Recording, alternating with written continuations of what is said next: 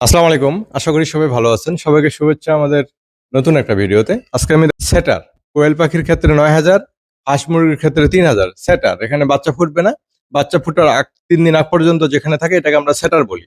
XM18 controller, XM18D controller দিয়ে আমরা এটা তৈরি করছি।